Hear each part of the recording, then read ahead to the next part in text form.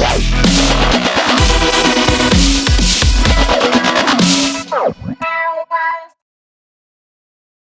everybody. So I wanted to jump in here really quickly and talk about how Oprah Winfrey has literally gotten Taraji P Henson blackballed from Hollywood. And not only did she get her blackballed, she used the same exact techniques that she did with the comedian Monique. So let's get into it. Now, we all know in Hollywood, you're only as good as your last film. We've heard that saying a million times. But it's the absolute truth in Hollywood. And what the saying means is if your last film was a hit, then you're a hit. You're celebrated by the town. But if it's a flop, no one wants to be associated with you. And that's because at the end of the day, nothing matters in Hollywood but money. Mix that with the fact that Hollywood is a good old boys network, meaning you can't even get your foot in the door if you don't know someone that can bring you in. I mean, it is what it is, people. You've got to be a part of the good old boy network. And when Oprah was starting to make a name for herself in movies and films, her in was Harvey Weinstein. This is one of the reasons she remained quiet when he went through his allegation, because she didn't want to mess up her relationships with the studios. This is how she got Warner Brothers to invest $100 million into the musical The Color Purple, despite the fact that in this day and age, no one really likes musicals like that. I mean, this isn't the 50s when Fred Astaire was the talk of the town, but because she was a part of the Good Old Boys Network, they invested the money. So let's fast forward to Christmas 2023 when the movie was premiered. The film had an unbelievably huge opening, bringing in $18 million, making The Color Purple musical the second biggest Christmas Day opening of all time. Or at least that's the lie that they wanted us to believe. According to the rumors, the film actually made only $11 million. And the next day, the film took a bigger nosedive. It fell to 70% and grossed only $7 million.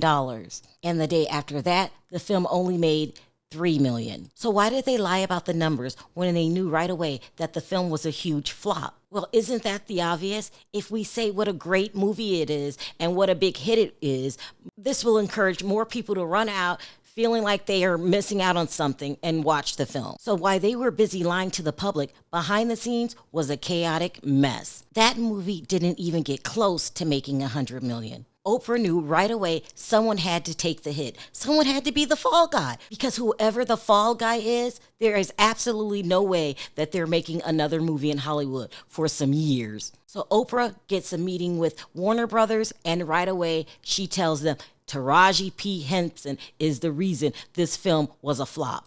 She said she turned viewers away by talking about African Americans not getting paid what they're worth, and revealing about how poorly they were treated behind the scenes. There was no security. Everyone had to share a trailer, and how she almost didn't do The Color Purple because they didn't offer her enough money. Then she took a play out of the Monique playbook by saying that Taraji was difficult to work with and she wasn't a team player. Therefore, no one should really invest money into Taraji because she's a loose cannon. And when the studios pushed back, asking Oprah, why didn't you handle these problems when you first learned there was a problem? According to the rumors, Oprah said that she did, but she never knew what was going to come out of Taraji's mouth, even when she tried to fix the problem. According to the rumors, Oprah left out several important facts when talking to the studio. Like they couldn't get an overseas traction. People just didn't like the film overseas, period. Second, the things that Taraji said were actually true. It's not like she was just making things up to make Oprah look bad. And three, Taraji wasn't directly trying to take shots at Oprah. She was talking about problems as a whole that go on in our society. Y'all know I've been doing this a while. And I've been on productions where I've been the only black person, the only female, and I needed things, and I didn't have anybody I could call. I just had to bite the bullet, and I had to show up every day with grace, and I had to do my job. It's happened more times than you would ever know. However, at the end of the day, none of that mattered. They wanted to know who was responsible for them losing millions of dollars. And Oprah just gave them an easy alibi. Taraji P Henson was responsible. And let's not forget, Oprah needs funding for her upcoming movie, The Covenant of Water. So in other words, she had to do what she had to do. So when the word gets out that the studios don't want anyone to work with Taraji P Henson anymore, many are outraged about what just happened. It literally created a bigger divide between Oprah and Whoopi Goldberg. They said 50 Cent was upset. They said Denzel Washington was upset. Terrence Howard was upset. And Terrence Howard was one of the few that even spoke up for Monique when it all was happening. Everybody's got a right to speak what's on their mind. You know, it's good.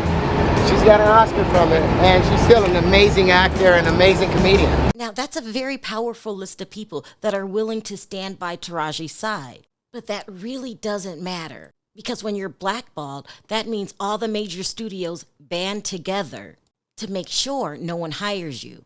And if you cross that line, you might take a hit yourself. Perfect example, 50 Cent has his own studio. Yet he still needs investors to invest in his projects. Because without his backers' fundings, his studios could go under. So even though he's willing to work with Taraji, he has to think about his company. So that multi-million-dollar contract that 50 was going to give Taraji, it may not come to fruition. Now, a lot of people are thinking Oprah had to do what she had to do because at the end of the day, she's a businesswoman. And others are thinking all of Oprah's talk about being a positive person in society and touching people's lives in a good way is just a bunch of talk. What Maya Angelou told me when I came back from my school, there was a calling on my life when I went to her house because she wasn't able to come to the opening, and I was like, oh, Maya, this is just going to be the greatest. The school is going to be my greatest legacy. The reason and she said, you have 70 feels so solid and feels so good because your legacy is because I didn't have to harm anybody in the process. Your legacy not only did I not harm life, I actually brought a lot of joy. And then she went on to say, it's everybody who ever watched a show and decided because of that show. When I was a little kid living on a dirt road in Mississippi, a red dirt road, I'm going to stop hitting my child. I was the one that was always playing the teacher. I'm going to work out more. I'm going to go check my blood pressure. I'm going to check on my father, who I haven't talked to for years. I'm going to forgive my brother. I'm going to. It's I would have to be the mother of everybody else. So some people call that. And so when I think about that, I think about the number of I know better, so I should be the one. I should be the teacher because I'm the one that knows. And so I would have to say that teaching is my first love. Something. It is my first we're moved by, and the thing that still delights and brings me the greatest of hope, level of satisfaction is having a conversation, and in the middle of the conversation, someone discovers something or hears something, just even a little bit, and says or thinks, "Oh, I never thought of it that way."